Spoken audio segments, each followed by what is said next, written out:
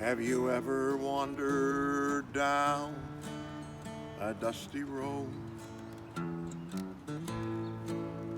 Have you ever wondered why the heavy load?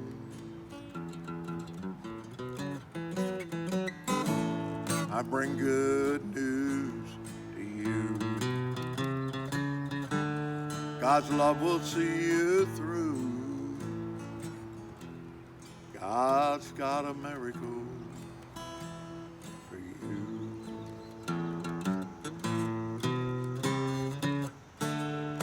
God's got a miracle for you.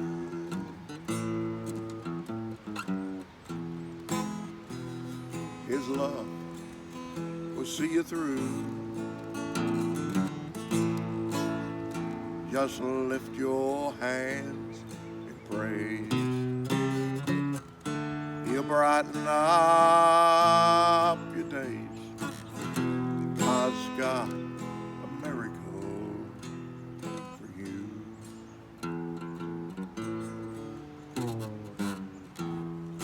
God's got a miracle for you.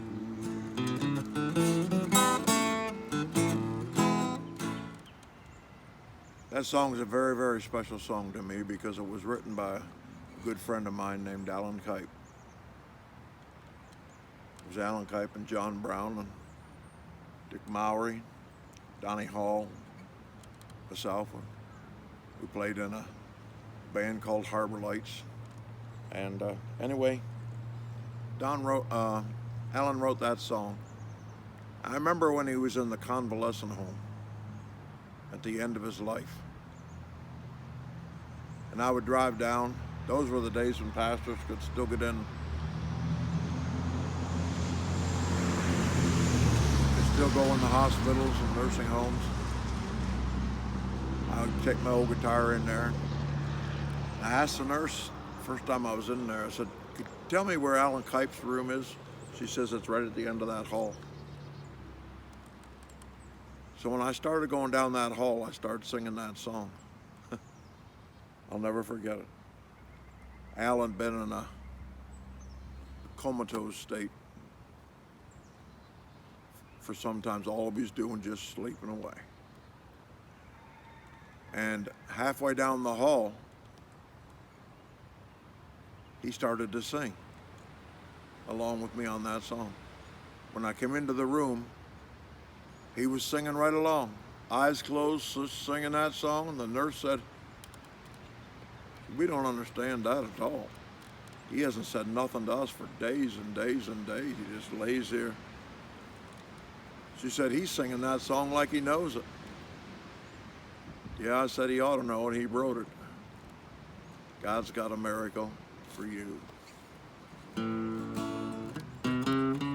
God's got a miracle for you.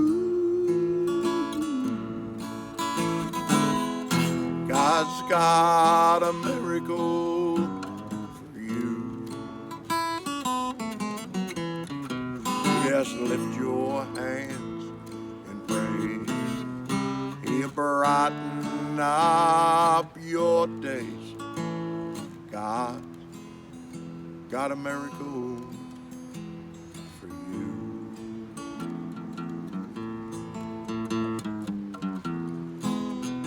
God's got a miracle for you.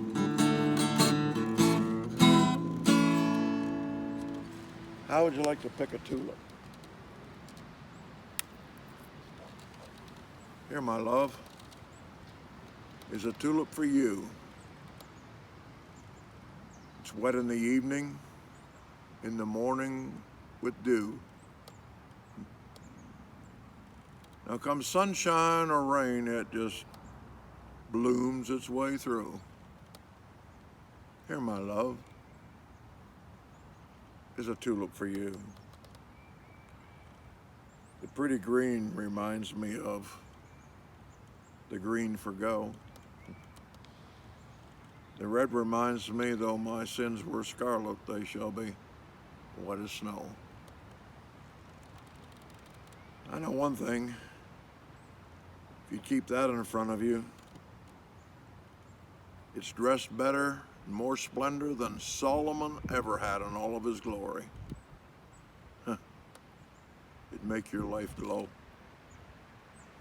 So here, my darling, from me to you is a tulip I picked. Don't be blue.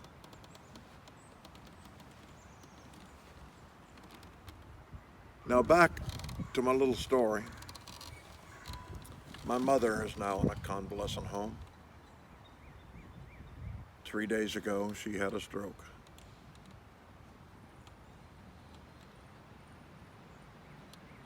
Those things were all scattered around.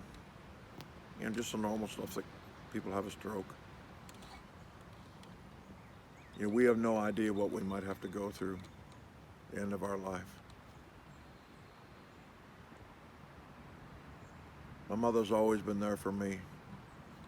She's prayed for me for over 70 years, every day. Do you know how many prayers that would be? How many days that would be? Anyway, right away when I found out the ladies were meeting in the church for morning Bible study, and I asked them if they would please pray for my mama.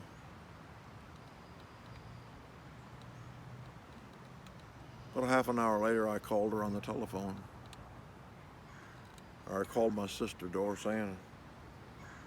During the conversation, I wondered if I could say hi to my mom on the telephone like I call her every day or every other day. Doris said, well, let's see how that goes. Doris put the phone up to my mother's ear and said, it's Ken. My mom had some kind of a coming to her senses, livened up. Hi, Ken, how are you today? How's your family? How's Sherry? How's Kenny and Kevin and Carter? And went all through all the grandkids, talking about them. I want to say thank you to those that pray. There's been so many of you on here that said you're praying for my mother. I saw her today by way of the internet. Talked to her. Looks to me like she's ready to try to take another lap around the racetrack. She won't come in first. I'm not saying she's the old gray mare. Her and I used to laugh about that. She won't come in first, but she's no quitter. She'll hang on to life as long as she can squeeze another ounce of strength out of it. She's a fighter. She knew that the cows didn't give milk. You had to take it from them. You had to sit down, put the bucket between your legs, put your hands on the teats, and squeeze them. I remember doing that as a kid. Really what I'm trying to tell you today is we're all getting older. Everybody except Charlotte.